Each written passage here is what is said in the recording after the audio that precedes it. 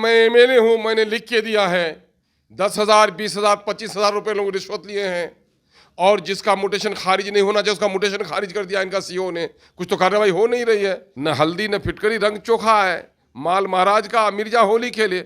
आवाम के खून और पसीने की गाढ़ी कमाई से ये उड़न घोटाला लेके उड़ते हैं, लेकिन आवाम के मसाइल पर कहीं भी हल नहीं हो रहा है। सीएम नीतीश कुमार तो सीमांचल के विकास को देखने गए हैं, लग रहा है कि सीमांचल में विकास किए सीएम नीतीश कुमार। अगर सीमांचल का विकास हुआ है तो अगर हिम्मत है तो व्हाइट पेपर इशू करें कि पिछले उनके कार्यकाल में 2005 से लेकर अब तक इन 18 सालों में क्या किया है उन्होंने। यहाँ पर गंगा में आप देखेंगे शाइनिंग इंडिया का पार्ट आप देख लीजिए, है ना, मेरिन ड्राइव यहाँ पर बन रहा है, और आज भी सीमांचल में पुल नहीं बन रहा है। डूब डूब कर लोग मर रहे हैं, बच्चे स्कूल नहीं जा पा रहे हैं, बीमार हॉस्पिटल नहीं जा पा रहा है, और बोल रहे हैं कि विकास कर रहे हैं। कहाँ का विकास है यहाँ पर? ये झूठ के पुलिंदे हैं। आवाम को दिग्भ्रमित किया जा रहा है। जाति और धर्म के उन्माद में राजनीतिक रोटी सेक कर ये लोग बिहार का शोषण कर रहे हैं। बिहार का शोषण करे। समस्तीपुर की घटना को किस रूप में देख रहे हैं आप? यकीनन है कि लिंचिंग का मामला है, और लिंचिंग के मामले में अब तक गिरफ्तारी नहीं हुई है। इनके वर्दीधारी खुद ही जय श्री राम के नारे लगा रहे हैं।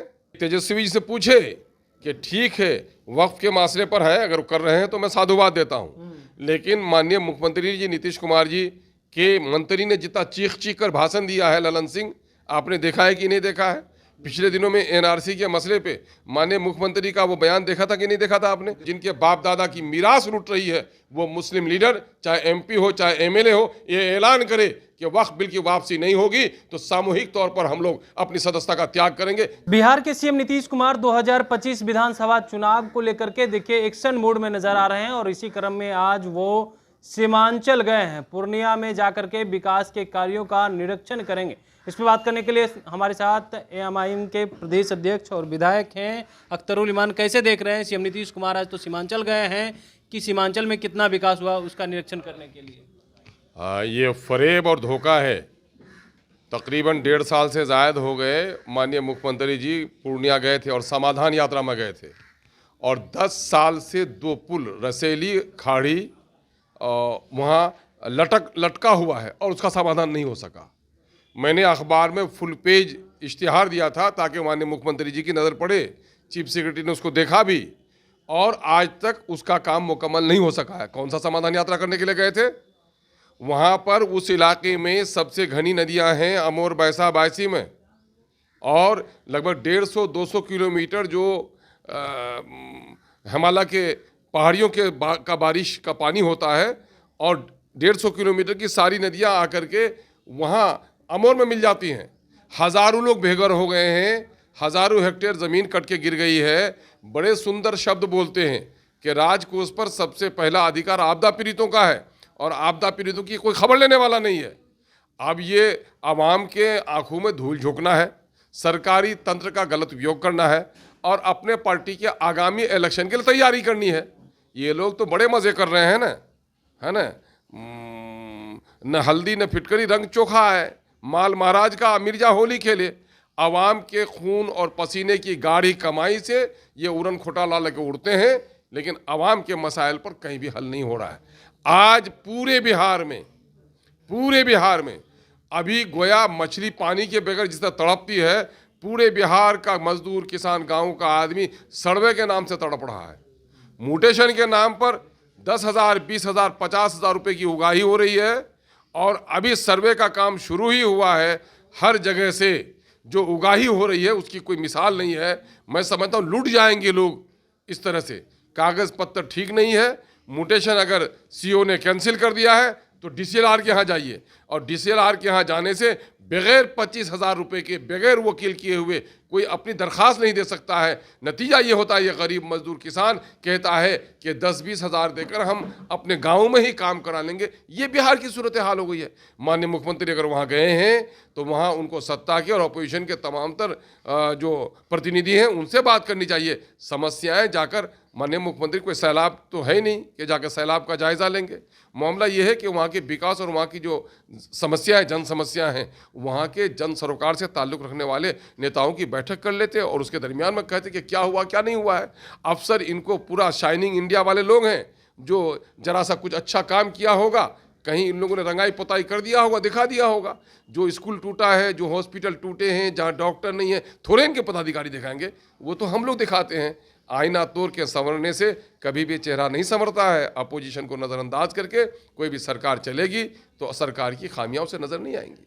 अच्छा, आप खामियां नज़र नहीं आएगी। आपने एक सवाल खड़ा किया है कि घूस लेकर के जो है जमीन सर्वे का मामला सामने आ रहा है, लेकिन राजस्व मंत्री हैं वो तो कह रहे हैं अगर कोई भी इस तरह का घटना या घूस लेते हैं तो उन्हें बख्शा नहीं जाएगा। अरे मैंने लिख के दिया है, बख्शा नहीं जाएगा। मैं एमएलए हूँ, मैंने लिख के दिया है। 10,000, 20,000, 25,000 रुपये लोग रिश्वत लिए हैं, और जिसका म्यूटेशन खारिज नहीं होना चाहिए उसका म्यूटेशन खारिज कर दिया इनका सीओ ने। कुछ तो कार्रवाई हो नहीं रही है। इनकी बातों पे मत जाइए, ये क्या कहते हैं, इनके करतूत को देखिए क्या कर रहे हैं। पूरे तौर पर मैं आपको दावे के साथ कहता हूँ, मैं हुकूमत को चैलेंज करता हूँ, मैं जिला परिषद का मेंबर रहते हुए 60,000 रुपये की मात्र राशि से, जहाँ एक छोटी सी गली में हमने वो बनवाया था, कलभट बनवाया, छोटी सड़क है वहाँ नाले पर कलभट बनवाया था, 50 टन की गाड़ियां गुजर रही थी, कुछ नहीं हुआ। और उस जगह पे 4 करोड़ का पुल बनाया गया, जिसके खेत नीचे लोग हल जोतकर खेती करते हैं। सूखे में पुल बन रहा है और नदियों पे पुल नहीं बन पा रहा है। ये तमाम तर मनमानी की सरकार है, और इनका जो एस्टीमेट का जो घोटाला है, इससे बढ़कर घोटाला हुआ ही नहीं बिहार में। एस्टीमेट घोटाला की बात करें, लेकिन सीएम नीतीश कुमार तो सीमांचल के विकास को देखने गए हैं। लग रहा है कि सीमांचल में विकास किए सीएम नीतीश कुमार। अगर सीमांचल का विकास हुआ है तो अगर हिम्मत है तो व्हाइट पेपर इशू करें कि पिछले उनके कार्यकाल में 2005 से लेकर अब तक इन 18 सालों में क्या किया है उन्होंने। नौकरियां कितनी मिली सीमांचल के लोगों को, उनका जीवन स्तर कितना आगे हुआ, पर कैपिटा आय जो है जिलावार सबसे फीसदी किशनगंज, अररिया, पूर्णिया, कटिहार है। पलायन मजदूर सबसे ज़्यादा वहाँ पर है। आप बीमारों का शहर आप देखेंगे जाकर पूर्णिया को तो लगेगा मेला है डॉक्टरों के यहाँ, लोग लूट रहे हैं। और अभी महावीर कैंसर संस्थान की रिपोर्ट आई है कि बिहार के 10 प्रभावित जिले जो कैंसर और किडनी और पेट के रोग से ग्रस्त हैं, उसमें अव्वलीन नंबर पर सीमांचल के वो 4 जिले हैं। आयरन, आर्सेनिक और यूरेनियम पानी में मिला हुआ है। जहरीला पानी पी के लोग वहाँ बीमार हो रहे हैं, और वहाँ रोजगार का कोई मौका नहीं है। कल कारखाने कुछ भी नहीं खुले हैं। यहाँ पर गंगा में आप देखेंगे शाइनिंग इंडिया का पार्ट आप देख लीजिए, है ना, मेरिन ड्राइव यहाँ पर बन रहा है, और आज भी सीमांचल में पुल नहीं बन रहा है। डूब डूब कर लोग मर रहे हैं, बच्चे स्कूल नहीं जा पा रहे हैं, बीमार हॉस्पिटल नहीं जा पा रहा है, और बोल रहे हैं कि विकास कर रहे हैं। कहाँ का विकास है यहाँ पर? ये झूठ के पुलिंदे हैं। आवाम को दिग्भ्रमित किया जा रहा है।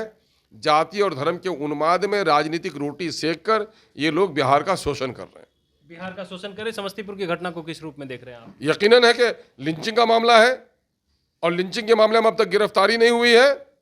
इनके वर्दीधारी खुद ही जय श्री राम के नारे लगा रहे हैं, और अकलियतों पर जहाँ भी जुल्म हो रहा है। 1-2 मामला है, खलील रिजवी का मामला देख लीजिए, वहीं पर गुलनाज का मामला देख लीजिए, सनोबर का मामला देख लीजिए। पिछले दिनों में एक ट्रक ड्राइवर यहाँ पर छपड़ा में मारा गया, आप देख लीजिए। मुसलमानों की इज्जत व आबरू कहीं महफूज नहीं है। मुसलमान डरा और सहमा हुआ है। दलितों के साथ नाइंसाफ़ी हो रही है। और ये जो अभी उन्होंने एक अभी रिपोर्ट पेश की है जाति आधारित गणना की, वो रिपोर्ट देख लीजिए आप। सबसे बुरी हालत किसकी है? सबसे बुरी हालत सरकारी नौकरियों में, और उनका जीवन स्तर है माइनॉरिटी की सबसे बुरी हालत है।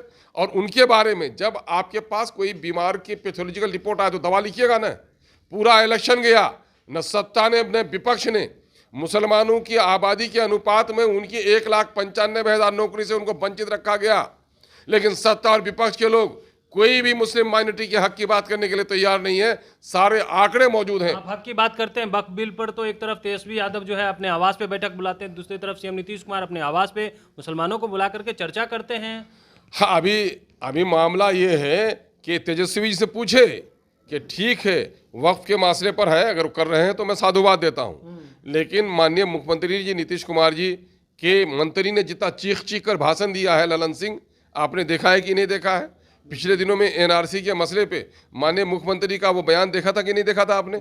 अच्छा, एनआरसी में ऐसा है वैसा है, मेरा तो आँख का ऑपरेशन हुआ था, हमने नहीं देखा है ना। और अब जेपीसी की इसमें उनके लोग भी हैं। मैं अच्छा समझता हूँ एक सेकुलर इंडिया में जहाँ हर मज़हब के लोगों को फलने फूलने साथ रहने का हक मिलता है, मैं समझता हूँ कि ईश्वर करे सतबुद्धि दे। और वक्फ का जो अभी वक्फ बिल 24 जो आया है वो मुसलमानों की गर्दन पर एक खुली हुई जालिमाना तलवार है। इसका विरोध होना चाहिए।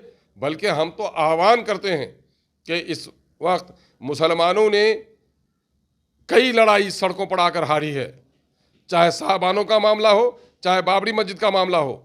इस वक्त जो लड़ाई लड़नी है, दो तरफ से लड़ाई लड़नी है।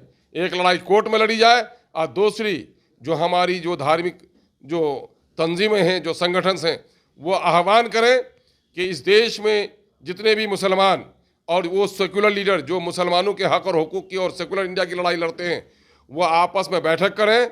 अगर बिल वापस न लें तो सारे लोग जो साथ देने वाले लोग हों वो भी ऐलान करें कि हम पार्लियामेंट और असेंबली से रिजाइन करते हैं। और कोई न करे तो कम से कम जिनके बाप दादा की मीरास लूट रही है वो मुस्लिम लीडर, चाहे एमपी हो चाहे एमएलए हो, ये ऐलान करे कि वक्फ बिल की वापसी नहीं होगी तो सामूहिक तौर पर हम लोग अपनी सदस्यता का त्याग करेंगे। देखिएगा ये लड़ाई सड़कों पे उतरना ही नहीं है, लड़ाई लड़ने के तरीके वक्त के साथ बदलने भी चाहिए। ये लड़ाई अदालत में लड़ी जानी चाहिए। और चूंकि मामला असेंबली और पार्लियामेंट से ताल्लुक रखता है, इसलिए पार्लियामेंट और असेंबली के वो तमाम तर मुस्लिम जो ये समझते हैं कि वक्फ उनके बाप दादा की मीरास है, उनको एकजुट होना चाहिए। और जो लोग साथ देने वाले हों उनको लेकर आह्वान करना चाहिए कि अगर बिल की वापसी नहीं हुई तो हम सामूहिक तौर पर पदत्याग कर देंगे। देखिएगा इनकलाब आएगा और बिल की वापसी हो जाएगी। बिल्कुल। तो आप सुन रहे थे क्या कुछ कह रहे थे एमआईएम के प्रदेश अध्यक्ष विधायक हैं अख्तरुल इमान। उन्होंने कहा है कि देखिए जो वक्फ बिल आया है उसको लेकर के तमाम जो मुस्लिम के नेता हैं वो अगर संसद से इस्तीफा देते हैं और इसके खिलाफ उतर जाते हैं तो बिल जो है वापस लेना होगा। वहीं पे सीएम नीतीश कुमार सीमांचल दौरे पे गए हैं, इसको लेकर के भी कहा है कि क्या विकास किए, इधर मरीन ड्राइव बनाते हैं मगध के क्षेत्रों में, लेकिन वहां तो पुल तक नहीं बनाते। कमलेश कुमार, लाइव बिहार।